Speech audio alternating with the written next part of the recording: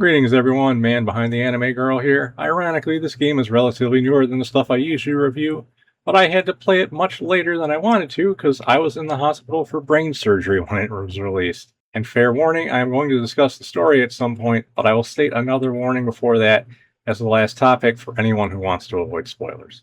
Now to talk about the gameplay. Interesting thing is, this game overall feels pretty newbie friendly compared to a lot of other fighting games. For instance, there is no motions you have to put in the game in order to do special moves. There is a special move button, you just have to push a single direction while hitting it in order to do different moves. Honestly, in a 3-character team game, this is probably a good thing because you don't have to memorize movement motions for 3 separate characters at the same time. Normally, move motions don't bother me in 1v1 games, but they can kind of be annoying in team-oriented games.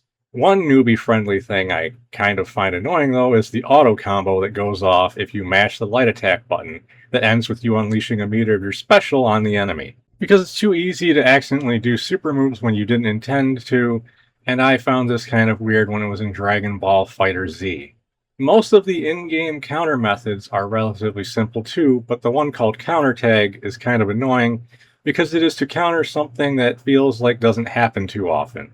Basically, when your opponent tags their partner in a mid-combo, you can hit them with a counter, but this is something the enemy AI doesn't really do in the game very often. The arcade ladders are mostly standard to what you see in fighting games in general, though there is no boss character in this game at all, because the main enemy from the story mode is something you never technically fight, which I'll discuss that more when I talk about the actual story. With arcade, the one weird thing though is the highest arcade mode is automatically set to the hardest difficulty, has more opponents than any other arcade ladder, and it functions like a survival mode where you don't get all your health back after you complete a match. I was thinking the harder difficulties weren't as crazy as most other fighting games in general, but not getting your health back after the fight makes this kind of a crazy obstacle. When you win, you get an ending with whoever you set as the first member of your team. The endings aren't terrible, but they are basically just the character throwing out an opinion about what's going on in the Invincible series, and have absolutely zero things to do with the story of the actual game itself. So my overall opinion on the game, for those who don't want to hear me talk about the story, I'd say it's good. It's not spectacular, but if you're into fighting games and need another one, it wouldn't be terrible.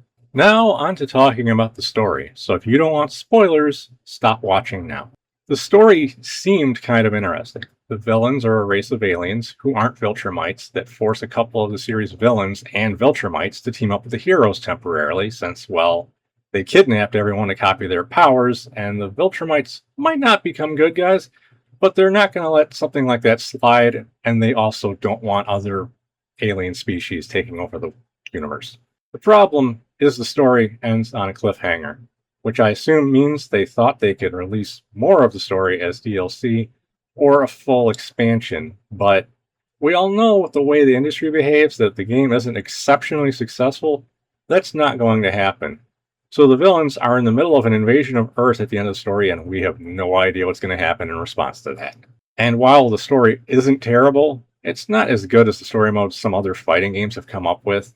It's more of just something that happens quickly as an excuse to line up the battles you have to fight during it, which ironically doesn't even have you actually fight the villains because you're fighting them after they've transformed themselves into other existing characters to copy their power.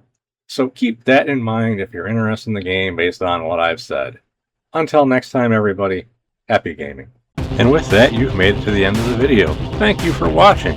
Make sure to do that like, comment, and subscribe thing that everyone's always talking about. Otherwise, Azina will be angry.